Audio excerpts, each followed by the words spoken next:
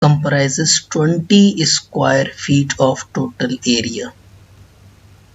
The main functions of the skin is the skin protect us from microbes, bacteria, viruses or other harmful infectious agents.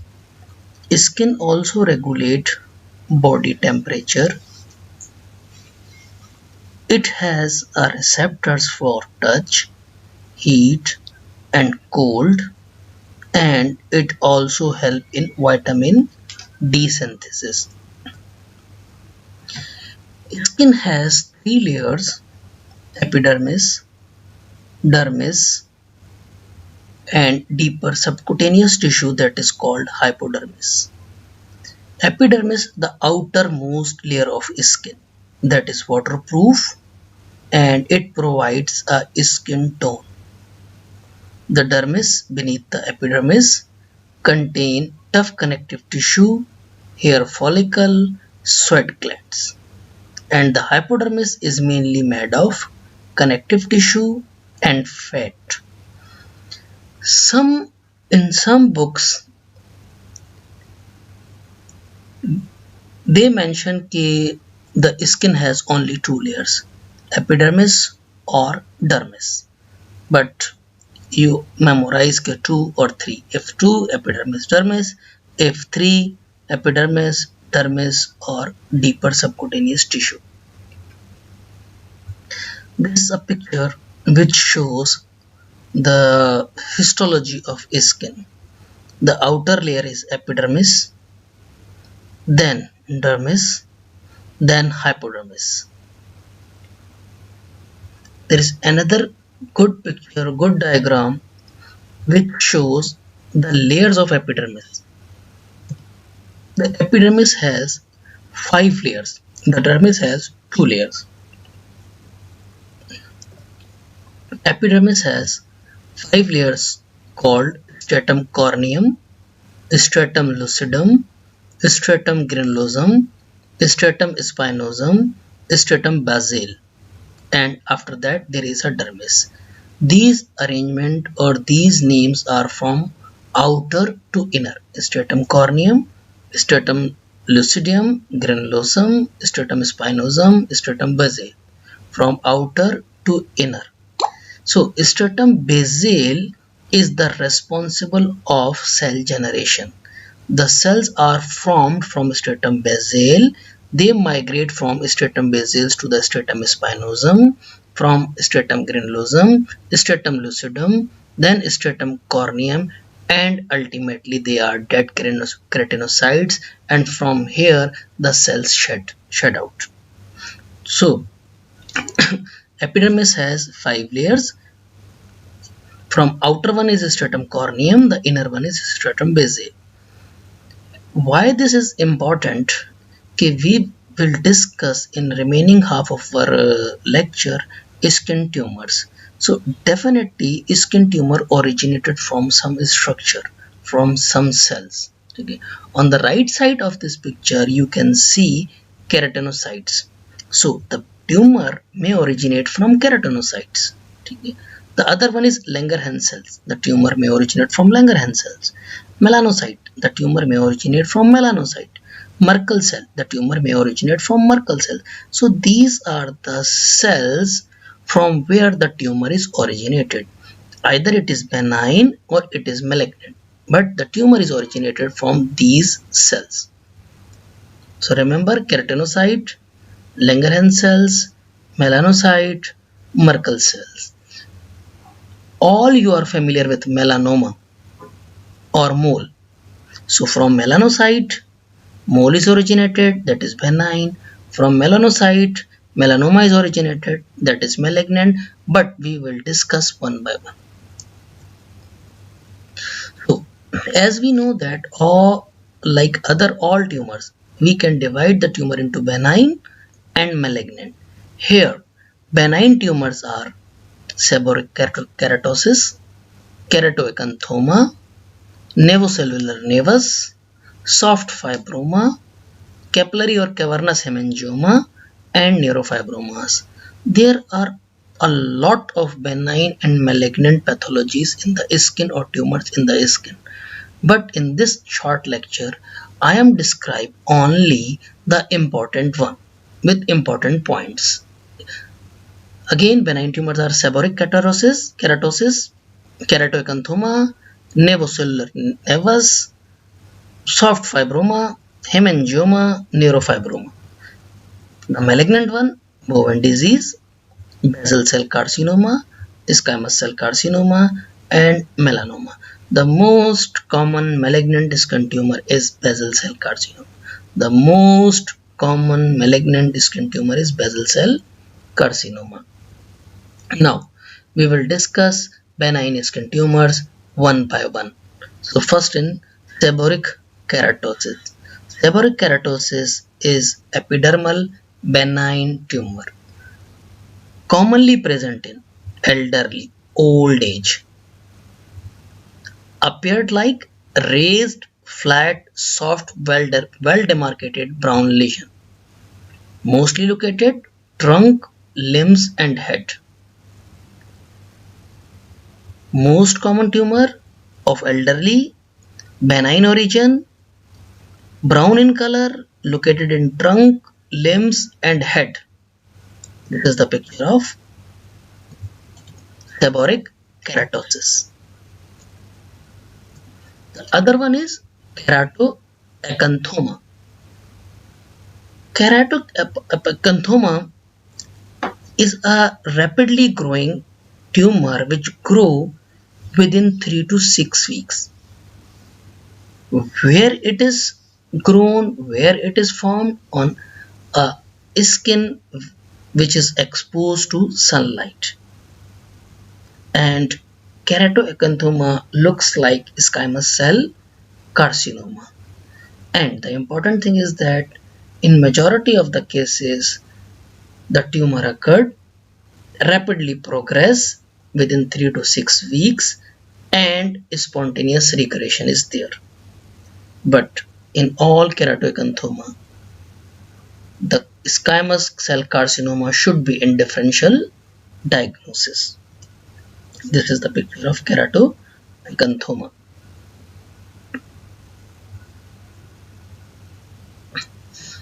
The third benign tumor is mole. It's a melanocytic benign tumor originated from deep layers of the skin, from melanocytes, and it is clearly related to sun exposure. Some books has different types, but at your level you just know junctional, compound or intradermal. No need to go into the detail which one is junctional, which one is compound, which one is intradermal. Just memorize the names of these. This is a junctional type, compound type and intradermal type. It's tan to brown in color, and usually it is stable. Malignant transformation is uncommon, but if it is large in size, there is a possibility. But usually malignant transformation is uncommon, and this is the picture of melanoma. Mole. Now the soft fibroma. Soft fibroma is a mesenchymal tumor. It's also called cutaneous tags. It's just like this. It has two forms. One is multiple filiform, smooth or furrowed soft plaque, especially on the neck and axilla. So one type is multiple filiform present in neck and axilla. The other one is solitary soft bag-like pedunculated growths present on trunk or limbs. So two types of soft fibroma: multiple filiform, neck and axilla; soft pedunculated, trunk and limbs. And this is the example of the soft fibroma. And then dermatofibroma, as the name indicates, dermofibroma. Derm is fibroid. So it's also a mesenchymal tumor, occurs in a skin as a firm, indolent, single or multiple nodules. Usually arise in adults, mostly on the limbs. It may be very small in size, few millimeters, or maybe 2 to 3 centimeters, or maybe bigger, maybe single, maybe multiple. And this is the picture of dermatofibroma. The other one is hemangioma. Hemangioma may be capillary hemangioma, may be cavernous hemangioma. These are the two common types of hemangioma. It's a mesenchymal tumor. Capillary hemangioma is also called strawberry hemangioma. It consists of one or several bright red soft lobulated tumors, appeared between 3rd to 5th week of life, increase in size for several months, and then start regression. Cavernous hemangioma consists of a large, predominantly subcutaneous mass that may cause deformity. It can be seen in association with other congenital conditions. Just memorize the names of Maffucci syndrome or blue rubber black Neves syndrome. Just memorize the names. It is not important for your level. And this is the picture of hemangioma. Now, another tumor, neurofibroma. Neurofibroma, fibrous tissue and something relation with nerves. So it may be a isolated pathology, solitary pathology, or it may have multiple cutaneous lesion. In solitary cutaneous lesion, there is no cafe au lait spots and there is no family history. But if the neurofibromas are multiple, they are associated with cafe au lait spots, and it's a dominant, and it's also called neurofibromatosis or von Recklinghausen disease. So this is a picture of neurofibromatosis. Now come to the malignant skin tumors. The first one is Bowen disease. It's a malignant disease which is present on the non-sun exposed areas. Majority of the skin tumors are related with sunlight, sun exposure, but this one is not related with sun exposure. It commonly involves the oral mucosa, vulva, and may or may not be associated with visceral malignancies. And we can say this picture. This is a Bowen disease. Now, basal cell carcinoma, the most common malignant tumor in sun exposure areas at the age of 40 plus. Most common sun exposed areas is face. So it's commonly found on the face, and it may be destructive, may erode the nose, sinuses. So the most common malignant skin tumor is basal cell carcinoma, mostly present on face, almost never metastasize. That is a significant important aspect of basal cell carcinoma. We are able to cure completely because it's not metastasized. Its cross appearance is pearly papule, rodent ulcer, scar-like pigmented lesion. So it's also called rodent ulcer. So this is a picture of basal cell carcinoma. The other one is squamous cell carcinoma. It's less common than basal cell carcinoma. Develop in sun exposed areas, sun exposed skin in fair patients. It has a tendency for metastasize, so that's why it's an aggressive tumor as compared to the basal cell carcinoma. It may also appear in chronic scarring process, osteomyelitis tracts, or it is invasive tumor. The most commonly originated from the dorsal surface of hand, face, lips, ears with a small lesion like this. The growth may be advanced with the passage of time. The fourth one is malignant melanoma. It's originated from melanocyte, and due to the sunlight exposure, it's most frequent on upper back, both male and female, but on legs of women.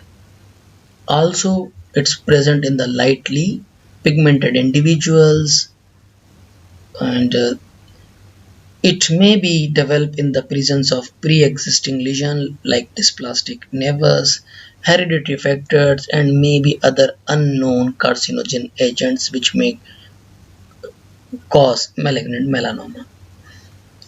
The most common type of malignant melanoma is superficial malignant melanoma, but after 1 or 2 years it may be a nodular melanoma.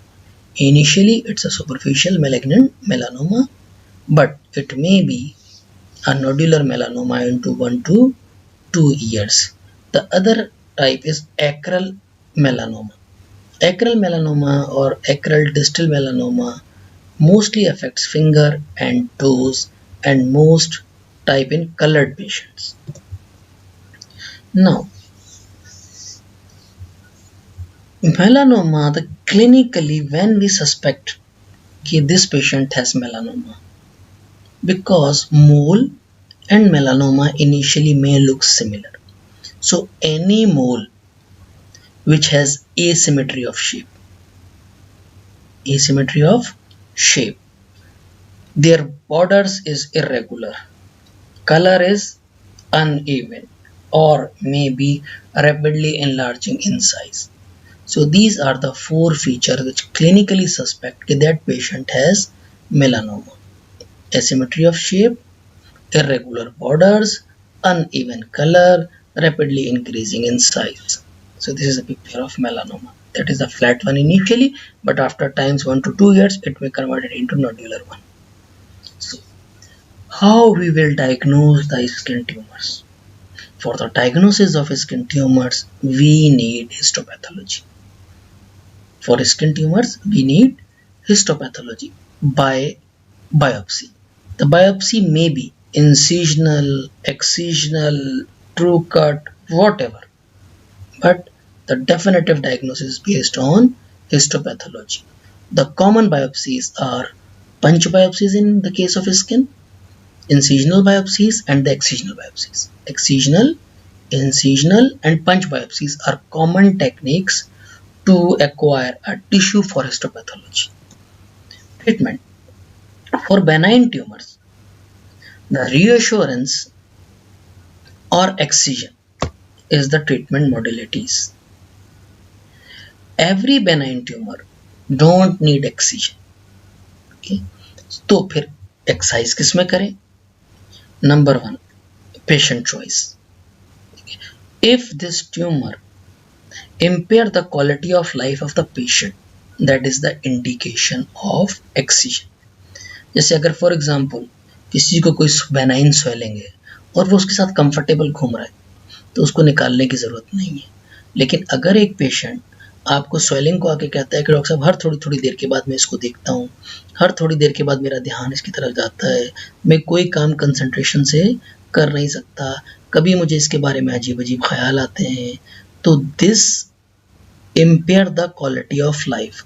So any benign swelling, चाहे वो skin से related हो, चाहे fat से related हो, चाहे when से related हो, चाहे आर्टरी से रिलेटेड हो, कोई भी बेनाइन स्वेलिंग जो कि impair the quality of life of the patient is an indication of surgical excision. The other option is reassure. या तो आप उसको समझा दो, अगर वो समझ जाता है, रीअश्योर हो जाता है और उसकी क्वालिटी ऑफ लाइफ ठीक हो जाती है, तो निकालने की जरूरत नहीं है. But if the quality of life is not improved, it has to be excised. So one is patient choice, second cosmetically, third symptomatic, and fourth one is suspicious lesion. Now, what is the treatment of malignant tumor? The treatment of malignant tumor is depend on the stage. Okay, what is the stage? Local tumor involving the lymph node, involving different parts of the body. So for malignant tumor, the treatment is depend on stage. The mainstay of treatment is surgery. followed by chemotherapy or radiotherapy. Thank you very much.